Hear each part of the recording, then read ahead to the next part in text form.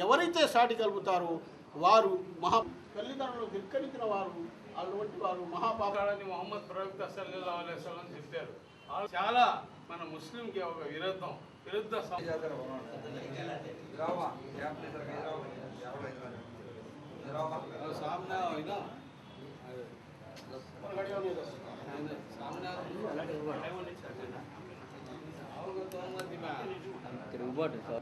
ఈ దేశవ్యాప్తంగా జరుగుతున్నటువంటి దాడులకు ఎటువంటి సంబంధము ఇస్లాంతో లేదని చెప్పేసి మీ అందరికీ మనవి చేస్తున్నాను.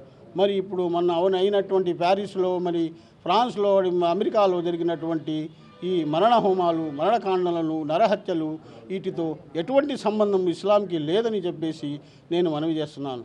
మరియు ఇస్లాంలో ఉగ్రవాదానికి ఎటువంటి స్థానము లేదు, ఉగ్రవాదానికి ఏ మతము కూడా లేదని చెప్పేసి మీ అందరి ముందు నేను చెప్పుతున్నాను.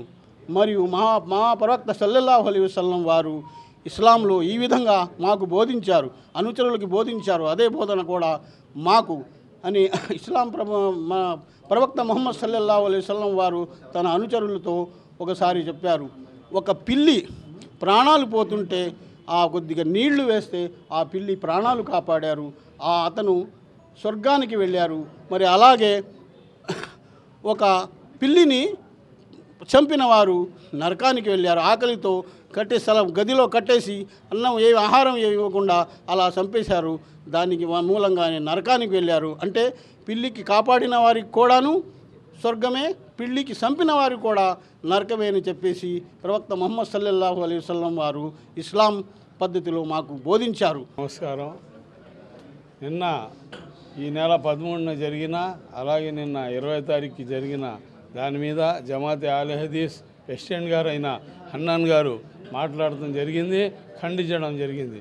అలాగే ముస్లిం యంగ్ మెన్ అసోసియేషన్ ఆధ్వర్యంలో కూడా మేము జరుగుతున్న ఈ మారణ హోమాలు దాని మీద ఖండిస్తూ ఆ ఐఎస్ఐఎస్ సంస్థ ఒక ముస్లిం సంస్థ అని వాళ్ళు ప్రకటన చేస్తున్నారు. ఐఎస్ఐఎస్ సంస్థ ముస్లిం సంస్థ కాదు, అది ఒక శైతాన్ సంస్థ. దానికి ముస్లిమ్స్కి అలాగా దానికి మనకి సంబంధాలు లేవు. వాళ్ళు చేస్తున్న ఒక ఖవారిజ్ అని మొహమ్మద్ ప్రవక్త గారు సల్లల్లాహు అలైహి వసల్లం ఆఖరి దినాల్లో ఖవారిజ్ అని ఒక గ్రూప్ వస్తుంది. ఆ గ్రూప్ వచ్చి ఇలాంటి పనులు చేస్తూ ఉంటుంది, అది ముస్లింలు కూడా చెడ్డ పేరు తెస్తూ ఉంటుందని అప్పుడు ఖురాన్లో మన మొహమ్మద్ గారు చెప్పడం జరిగింది.